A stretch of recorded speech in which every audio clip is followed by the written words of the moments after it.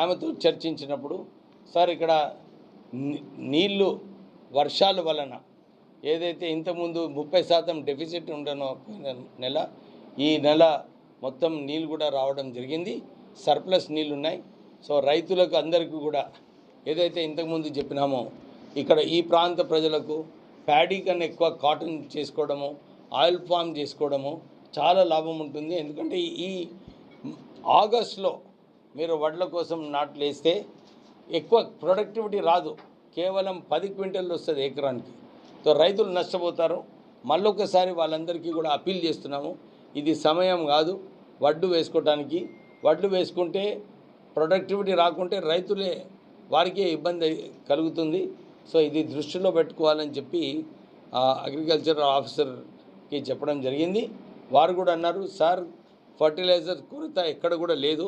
ఇంతకుముందు టీఆర్ఎస్ నాయకులు కేవలం ఒక డ్రామా, కాంగ్రెస్ పార్టీ మీద బురద జల్లడానికి ఫర్టిలైజర్ షార్టేజ్ ఉన్నదన్నారు.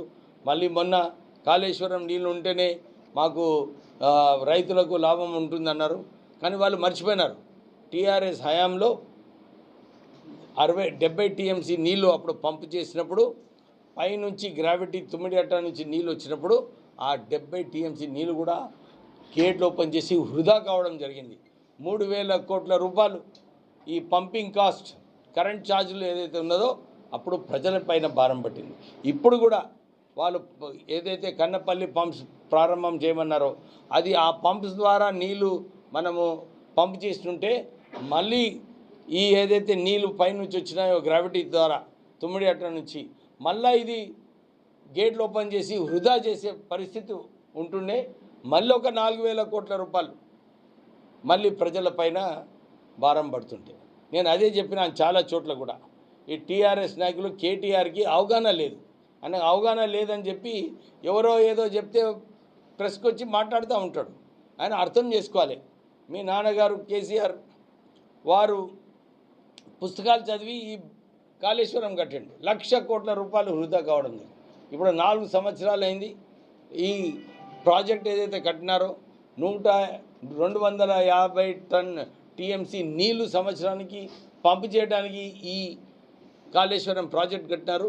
కానీ ఇప్పటి వరకు సరిగా దాన్ని వాడుకోక సుమారు 2,000 టీఎంసీ నీళ్లు కూడా వచ్చినుంటే బాగుంటుండే, కానీ రాలేదు.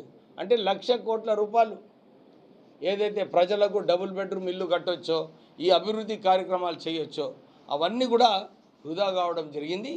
వారు మేమేమో ఉద్యోగాలు కల్పించడానికి advance technology centres training German లాంగ్వేజ్లో ఇప్పిమంటే కేటీఆర్ ఏమో లేదు మేము జర్మనీ నేర్చుకోవాలన్నా, మాకు ఉద్యోగాలు బయట కావద్దని చెప్పి కేటీఆర్ అంటున్నాడు. ఆయననేమో ఇంగ్లీష్ చదువుకొని మంచిగా యూఎస్ఏ పోయి 5 సంవత్సరాలు మంచిగా డాలర్లు సంపాదించుకొని ఆయననైతే రావచ్చు. కానీ మన తెలంగాణ పిల్లలు జర్మన్ లాంగ్వేజ్ నేర్చుకుంటే 25 లక్షల జీతం సంవత్సరానికి, ఈ ఉద్యోగాలు కావద్దని చెప్పి కేటీఆర్ వారు చెప్పడం జరిగింది. సో మళ్ళొకసారి ఈ టీఆర్ఎస్ నాయకులకు అందరికీ కూడా ఏదైతే అంతా వాళ్ళందరూ మొక్కుకున్నారు. ఇవాళ హరీష్ రావు చెప్తుండే, అరే అందరూ టీఆర్ఎస్ నాయకులు ఏదైతే మొక్కుకున్నారో వర్షాలు రావద్దు, వర్షాలు రాకుంటే రైతులు నష్టపోతారు, రైతులు నష్టపోతే కాంగ్రెస్కి చెడ్డ పేరు వస్తుందని చెప్పి వీళ్ళు ఏదైతే పూజలు చేసినారో దేవుడు చూసుకున్నాడు. లేదు ప్రజలకు మనం మేలు చేయాలని చెప్పి మంచి వర్షాలు రావడం జరిగింది. సో ఈ తప్పుడు ప్రచారం ఏదైతే టీఆర్ఎస్ నాయకులు చేస్తున్నారో మీరు మానుకోండి. అభివృద్ధి చేసినప్పుడు మీరందరూ కూడా దాన్ని అప్రిషియేట్ చేయాలి. వర్షాలు రావాలి, రైతులు బాగుండాలి, బాగున్నప్పుడే ఈ రాష్ట్రం బాగుంటుంది. సో మీరు ఏదైతే ఆలోచనతో నిధులు నియామకాలు ఇవన్నీ కూడా మీరు తెలంగాణ ఎడ్యుకేషన్లో మనం అందరం దాని గురించి కొట్లాడడం జరిగింది. కానీ వాళ్ళు రానియకుండా చేయడానికి ఏదైతే ప్రయత్నాలు చేస్తున్నారో దాన్ని మేము తీవ్రంగా ఖండిస్తాం. ఇది లైట్లు పోయినప్పుడు ఏం చేస్తుంది ప్రభుత్వంలో టెండర్ పిలవాలి, 2 రోజులలో అది కూడా పూర్తిగా అవుతుంది. వీధి లైట్ల గురించి మీకు అందరు తెలుసు. చెన్నూరు టౌన్లో ఇక్కడ బందమరిలో దీపక్ నగర్లో ఆటో కూడా పోయే పరిస్థితి లేకుండే. నేను నడుచుకుంటూ పోవడం కూడా కష్టం ఉండే. అంత అప్స్ అండ్ డౌన్స్ ఉంటాయి. కానీ మనం అన్ని దగ్గర నిధులు పెట్టి అభివృద్ధి చేసి మంచిగా ప్రజలు సంతోషంగా ఉన్నారు. ఇన్ని కార్యక్రమాలు అవుతున్నాయని చెప్పి అమృత్ వాటర్ స్కీము 100 కోట్లతోని చెన్నూరులో వాటర్ స్కీమ్ నడుస్తుంది. కొత్త గనులు రావడం జరిగింది. వాళ్ళ హయాంలో గనులు వచ్చినాయా? ఇప్పుడు ఆర్కేఓసి కూడా శాంక్షన్ అయింది. మొన్న ఇప్పుడు ఫారెస్ట్ క్లియరెన్స్ వచ్చిన తర్వాత ఆ పనులు కూడా ప్రారంభమవుతుంది. సింగరేణి పవర్ ప్లాంట్లో 1200 మెగావాట్ల కొత్త ప్లాంట్ రాబోతుంది.